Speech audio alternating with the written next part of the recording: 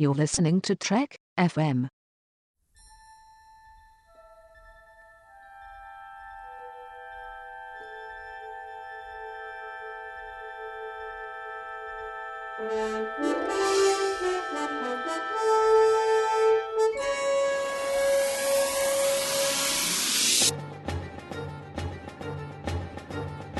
Hello, and welcome to From There to Here, Trek FM's 50th anniversary rewatch of Star Trek, in which we look at all 729 episodes from beginning to end. I'm Mike from Stage 9, and today I'm joined by Davis.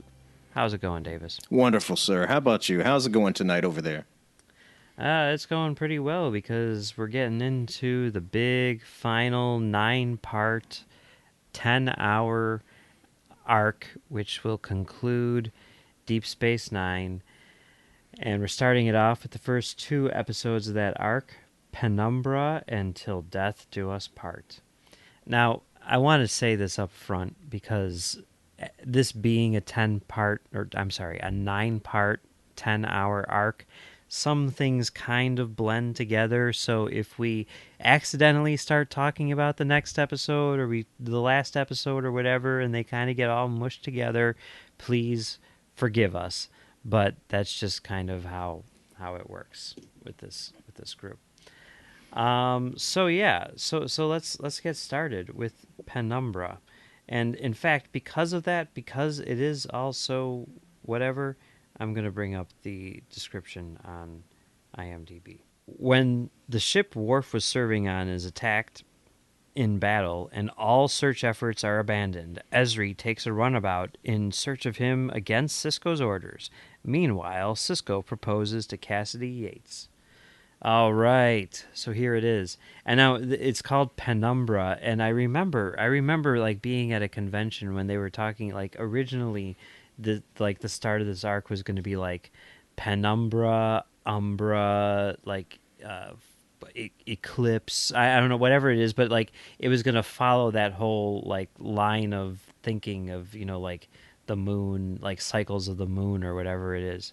And then in the end they were just like, no, let's not do that, but let's still call the first one Penumbra. So anyway, yeah, what did you think about Penumbra? I liked it. I thought it was a good episode. When these last 10 episodes of Deep Space Nine is always a little bit bittersweet when you start watching it, because these are the last episodes you're going to see of this crew on TV. And I love the opening to the episode where Ben is actually building his house. Well, actually, not he's building his house, but he's actually looking at the place where he's already bought and where he wants to build a house. And he tells Cassidy this is where he wants to live. This is where, and he goes, you can come and visit sometimes if you like. And it was kind of hinting at, he wanted to spend more time with her. So I thought it was really cool, and I thought it was also very cool that they actually mentioned the Sona at certain parts about the Ketracel White, and they even bring back Captain Baudet at one point. Who was Captain Baudet? Captain Baudet, if you remember from the very first couple of seasons, Jadzia had either a tryst with or a little fling with. It was the Galamite with the where you could see his brain. Oh yeah. And Ezri meets him again for the first time, quote unquote. So, of course, that's when they also discovered that Worf's ship, the Karaga, is actually been destroyed. Yeah. R.I.P. Karaga. This is okay. I think in order to talk about this, sort of like more significant than the episode itself is the idea that we're talking about a 10-hour long storyline here in Star Trek. Now I don't know. Were you watching this when it originally aired? I was, and I've actually had friends that I worked with. I was living in Georgia at the time. And the friends I worked with when I worked at Sam's Club, we would always, because it always came on in Georgia Saturday nights. I don't know where it came on in Chicago with you, but it was always late Saturday nights.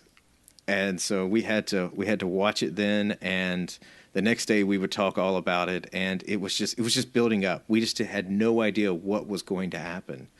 And so Yeah. Yeah.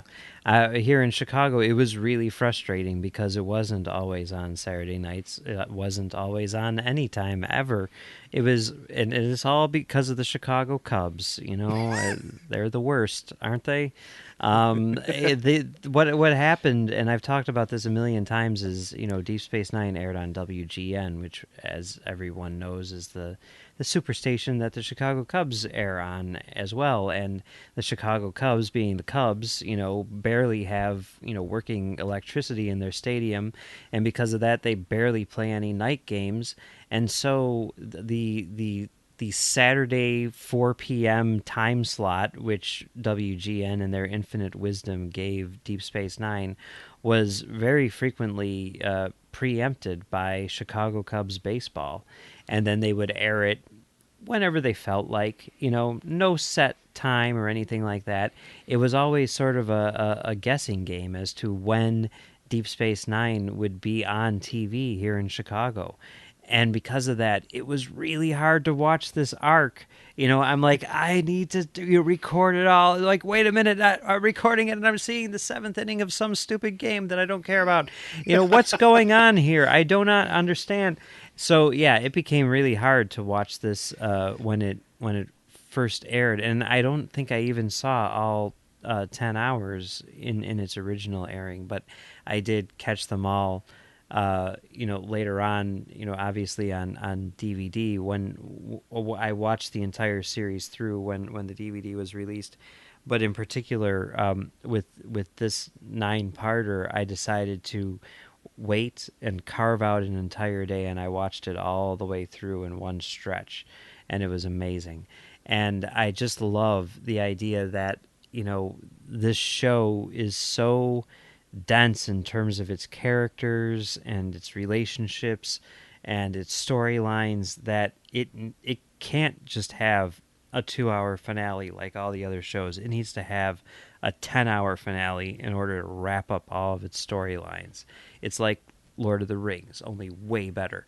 And, this is the start of it. And I think that it's kind of cool the way that it starts, in sort of this, just like, because it's a very slow build, and eventually we're going to get to some epic stuff, but right now it's something as simple as like Worf's missing and Ezri needs to go looking for him, and Captain Sisko is going to propose to his girlfriend. It's like very like tiny things which will become much larger as the season progresses.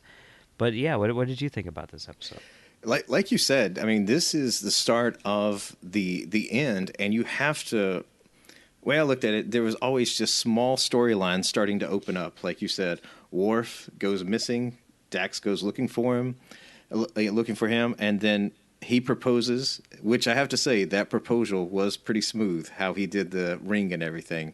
Yeah, and as the other thing is, you see hints of Damar just not happy with what's going on. And then you see Dukat return, and he says, Damar, you owe me. And then what happens? He becomes a Bajoran.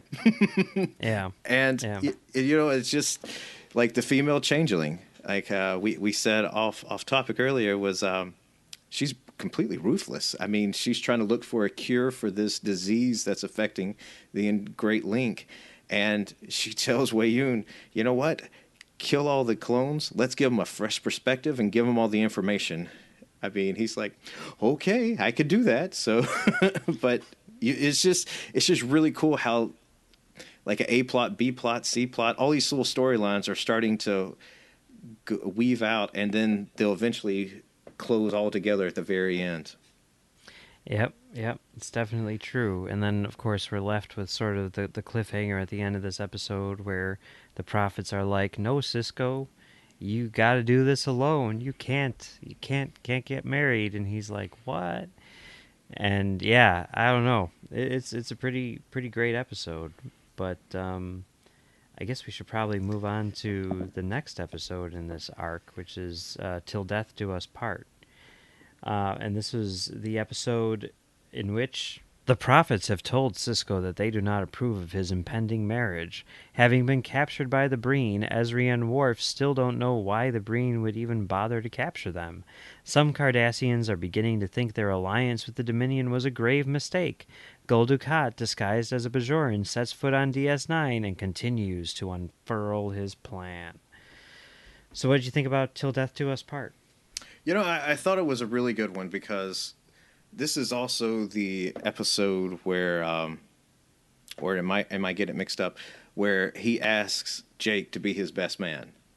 Yeah, because this is the episode where they actually get married, too. Right, because it was, yeah. I thought it was also funny is the little girl comes up to Cassidy and says, "Oh, I know you have to pick 50 people, but I would love to be a part of this." And Cassidy's like, "What? What is going on here?" So, it's going to be a momentous occasion for everything. And, some of the cool things I liked about the episode is the interaction, but the last time you have the interaction between Daymar and Dukat is Dukat sees what's happening to Daymar, and he gives him that encouragement that Daymar needs. Because if you looked at, I don't remember if it was in this episode or the last one, that Daymar takes that drink and then he looks himself in the mirror and he drinks and he just goes away. And then later on we see him almost take that drink and just throws it right in the face. And, he says that Cardassian needs its leader. That's the last words Dukat says to Daymar. So I thought that was really, really cool. And other little tidbits, I still want to know which Nebula class ship that was that Sisko was playing with in his office, because we see the Saratoga, but what was the other ship that he had? But this episode I think is really good. There's the whole thing with Sisko and Cassidy, obviously, but there's also Dax and Worf, down on the planet, and this is the one where they sleep together, right, before they're captured. Yeah, I believe so. Or was that the last? I don't know. Whatever. Yeah, but that was a little weird moment where you're like, wait a minute, what? Because there's been so much tension between the two of them, throughout the season, and not sexual tension, but sort of like the opposite of that. And to see that happen was kind of like shocking, but at the same time, it made some sense. Can you imagine something like that happening on Next Generation? Oh, well, you know what? Technically, something did happen. That first, what was his name? Yeah, you're right. Odon, he died, and then Beverly, sees the new host, and she's like, I can't do that. But what if it would have? I guess what I mean is, can you imagine like two main characters on Next Generation just casually sleeping together? And I don't count Yar and Data, because that was weird circumstances and everything. That's true.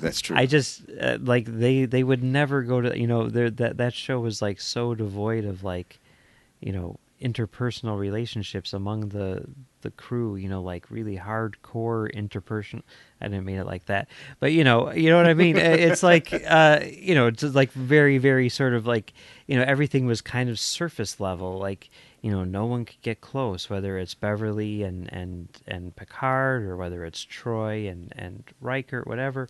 I don't know, but it's kind of interesting that they went to this place, in this episode, and I think for something which is going to be basically tossed aside in the very next episode, it's interesting, but I don't know, that's really cool. The really other cool storyline that was in there, well, more of a B plot, was Kai Wynn comes to the station and she sees this encounter where she thinks it's the prophets, and it actually turns out, well, she doesn't know yet, but it's the Pa Wraiths.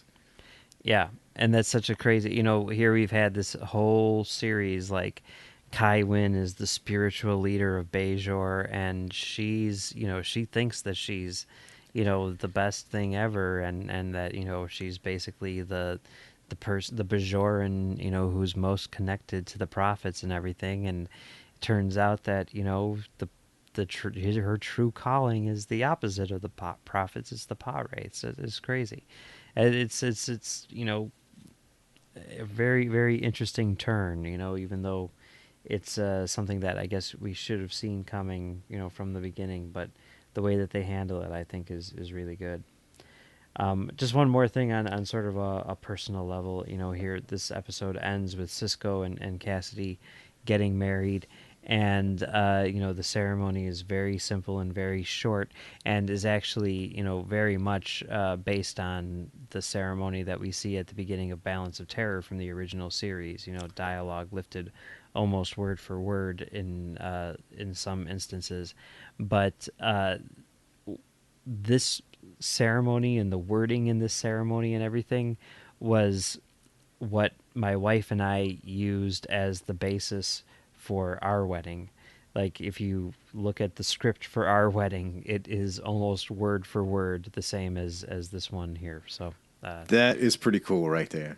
Yeah, it is. So, all right. Anything else regarding Penumbra or Till Death Do Us Part? No, I think we're good with that. Like I said, they're great episodes to start off the end of Deep Space Nine. All right. And tomorrow we're going to continue the end of Deep Space Nine. But in the meantime, Davis, where can people find you on the internet? You can find me on Twitter at Davis Grayson, or you can find me lurking about in the Babel Conference, and you can also find me on the Phantom Podcast Network as one of the hosts of Couch Potato Theater. And you can find me right here on Trek FM doing Stage 9, where we talk about the people who make Star Trek. And you can find me on the Nerd Party doing Great Shot Kid, where we talk about the people who make Star Wars. And you can find me on Twitter at Mumbles3K.